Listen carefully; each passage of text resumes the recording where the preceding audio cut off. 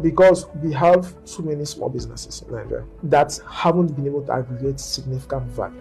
And because of that, we also cannot significantly aggregate value in terms of the scalability of the opportunities we have. And it's mostly because of the fact that we don't yet understand how to go from point A to point B when we decide to invest in certain sectors.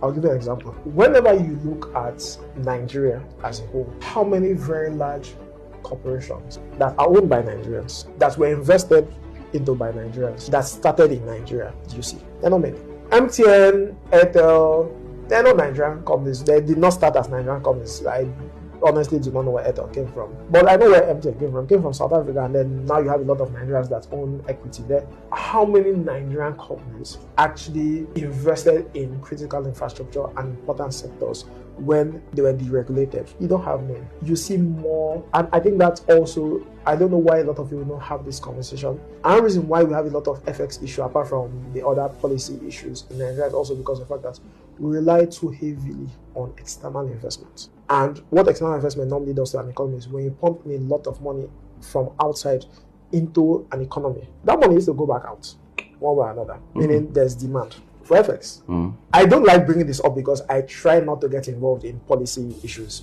Where there's friendly policy, I invest. Where there's no policy investment policy, I leave it alone. But the macro problem is we rely heavily on foreign investment, which is not a problem. But if there isn't a good enough balance between foreign investment and local investment, you now have the issue of there's this constant pressure and demand for FX, for remittance, because of the fact that if I invest my money in dollar, I need to take it back in dollar. Yeah. You understand? So everybody would say every other thing about, it is crypto, people, it is this, it is that, that's causing the pressure on FX. And I'm not saying those things aren't relevant, they are. But the macro ones are you have large corporations in Nigeria that require a lot of FX. Because what?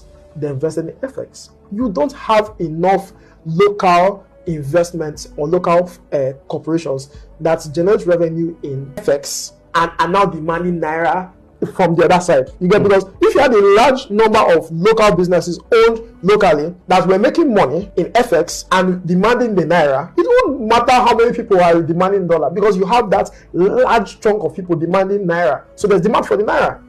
These things are simple. You don't have the local output to compete with foreign investors. So once you keep saying you want foreign investors, your currency keeps receiving that pressure where these guys need to take their money back in FX. Yes. Once we can see the opportunities in Nigeria and actually invest locally and aggregate resources locally to invest in most of those spaces, it just frees